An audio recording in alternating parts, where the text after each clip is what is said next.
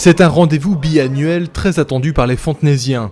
Et cette fois encore, la salle était comble pour ces 90 minutes avec le maire. Au cœur des débats, le centre-ville et son futur aménagement.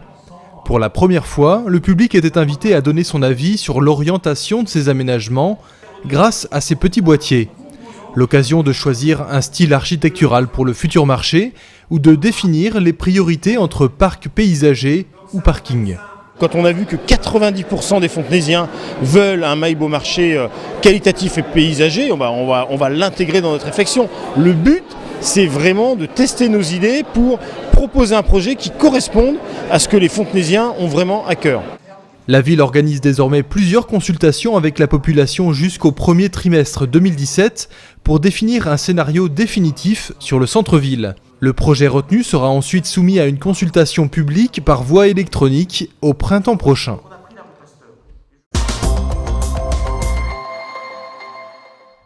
Renouvellement du conseil municipal des enfants.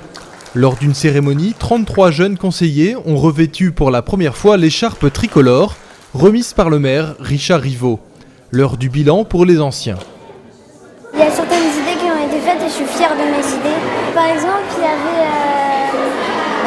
mettre plus de fleurs dans la ville et ça s'est réalisé, il y avait plus de fleurs dans la ville. Les jeunes conseillers fontenaisiens ont aussi réalisé une exposition sur le gâchis et une journée intergénérationnelle avec les seniors. Et ils ne comptent pas en rester là. Je veux faire une journée forêt propre, mettre plus de pistes cyclables. Par exemple pour le foot, parce qu'en fait on doit y aller en voiture, ou par exemple on peut prendre un bus pour Fontenay et comme ça on n'ira pas en voiture parce que par exemple s'il n'y a pas assez de parents pour les voitures, on ne pourra pas faire foot quoi.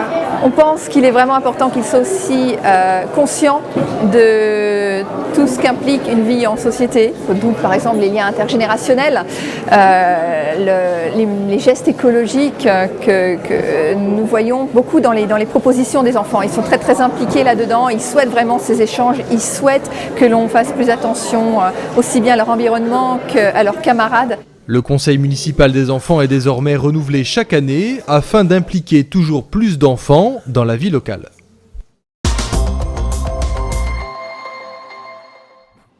Comme chaque année, la municipalité organisait la semaine des seniors, avec une série de conférences autour du vivre ensemble ou de la prévention contre les arnaques.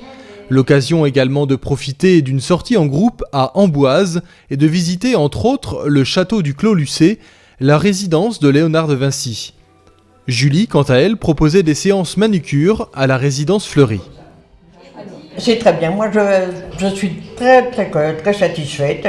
C'est pas la première fois que je viens. Non, c'est la deuxième. Et moi, j'espère que ça va continuer. Bah oui. Alors, vous mettez un peu de vernis ? Oui, je vais vous mettre du vernis.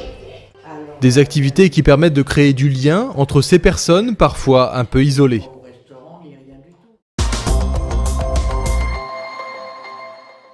Ceux qui sont morts ne sont jamais partis. Ils sont dans l'eau qui coule, ils sont dans l'eau qui dort. Gabriel Kinsa est auteur de livres pour enfants et adultes, mais il est surtout un formidable conteur. Lors d'un spectacle à la bibliothèque, il a embarqué tout son auditoire dans l'univers des légendes africaines. Un véritable voyage pour les enfants captés par les histoires extraordinaires de Gabriel que lui racontait sa grand-mère.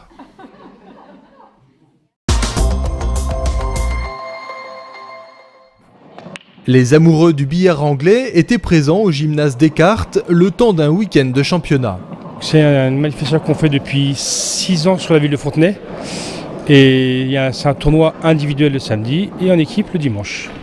En tout, 198 joueurs et une trentaine d'équipes se sont rencontrés selon 3 niveaux.